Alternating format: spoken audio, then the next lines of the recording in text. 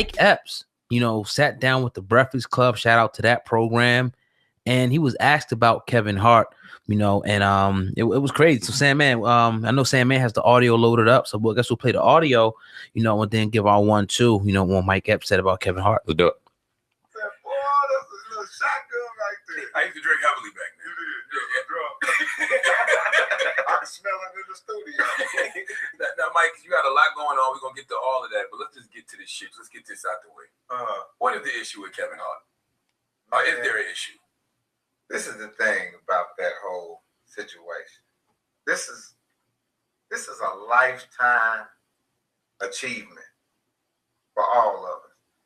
And I think that some of us, when we get success, we turn into the police.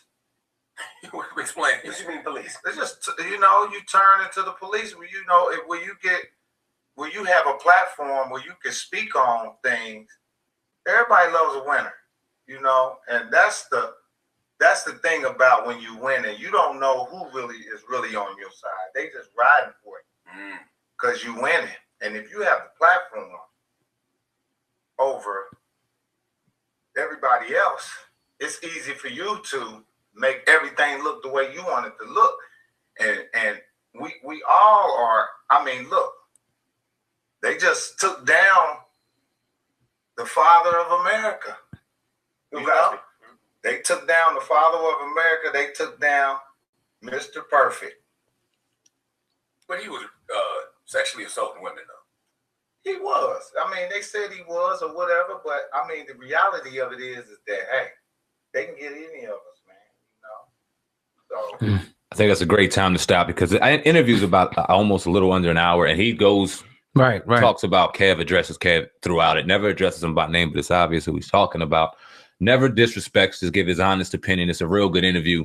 You guys go check that out. Yeah. What's your thoughts on that little segment we just played? It's a real short, clip. But it looked like he was kind of leading into,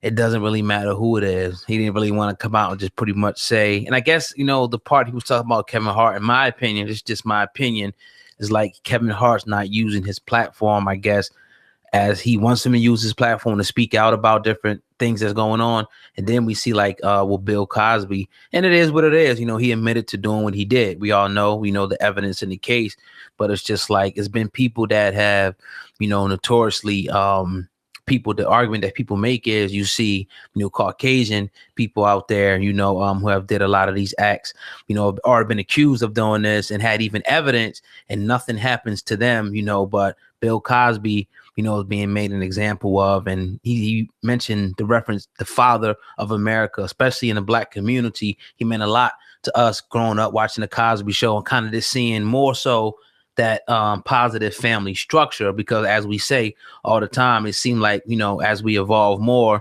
the program and the things that we actually watch on TV is more, denigrating for our race. So, I get where Mike Epps was going. Certain things you can't say, you got to be wise, because like he said, it can happen to any of us.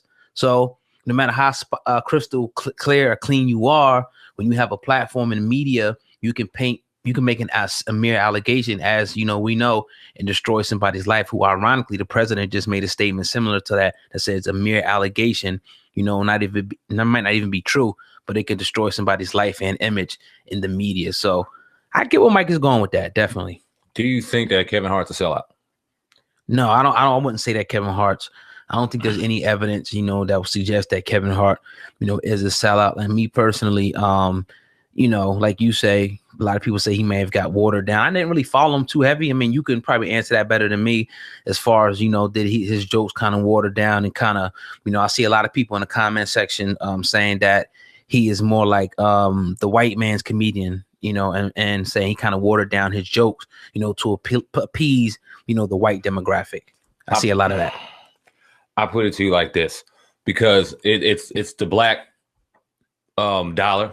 It's the Black support that got him to where he was at today, because I remember him performing at smaller venues. I remember him in particular coming to Atlantic City and me doing security at one of his venues, and it seated 800 people.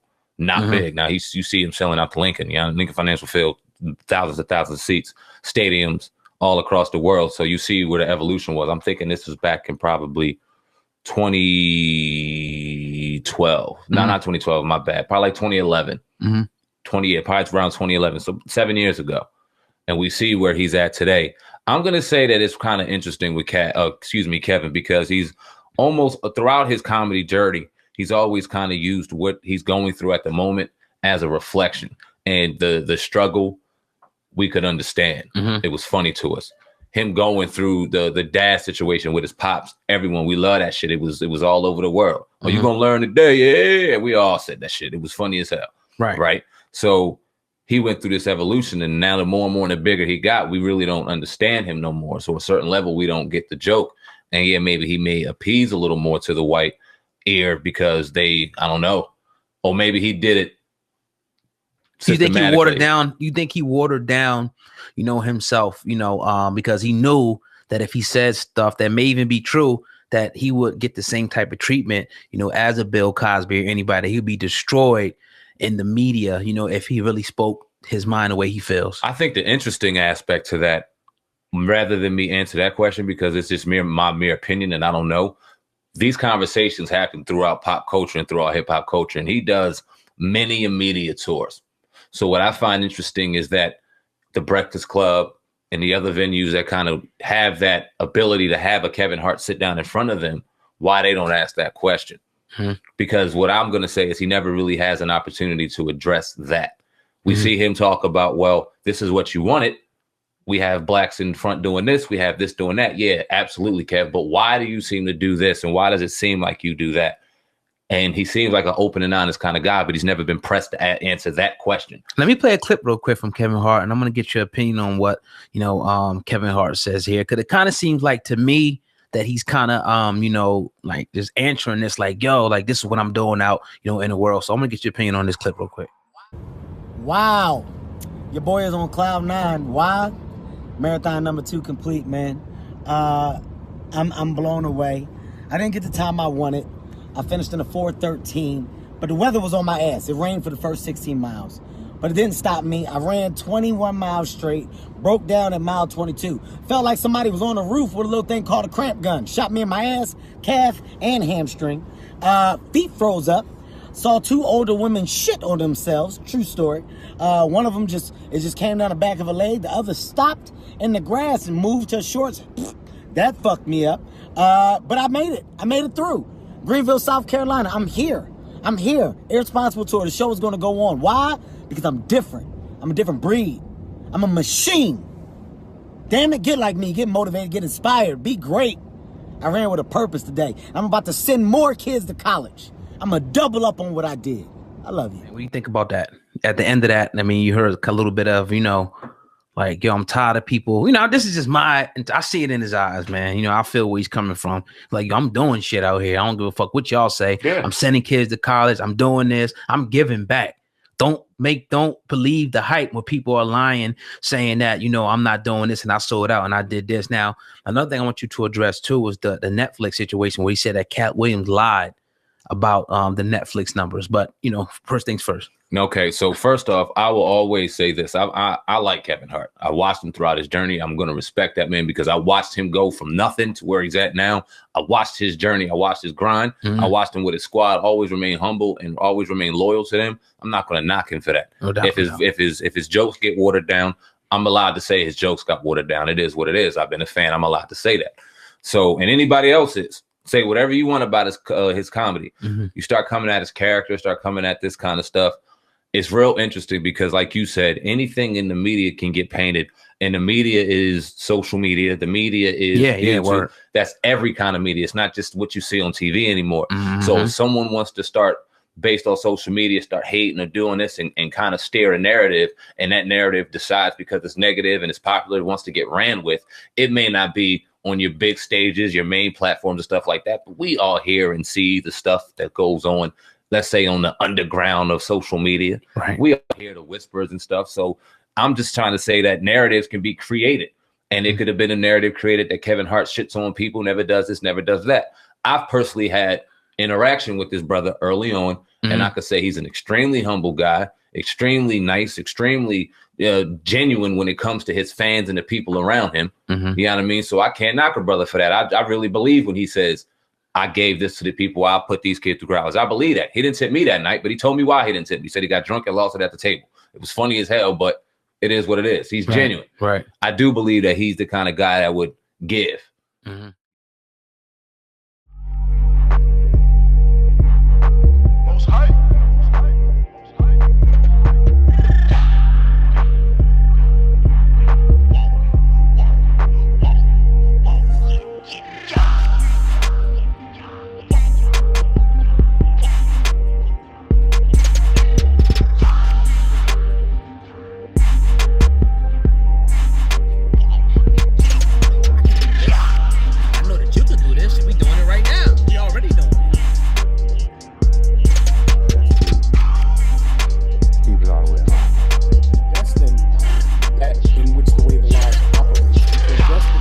You have to take the leap of faith to step out there and trust the fact that these people, us brothers, myself, oh God, Darren, Kansu, have lived this journey, have been through these experiences, have been through these trials, have learned and have gained success through the formula that we want and wish to provide for you.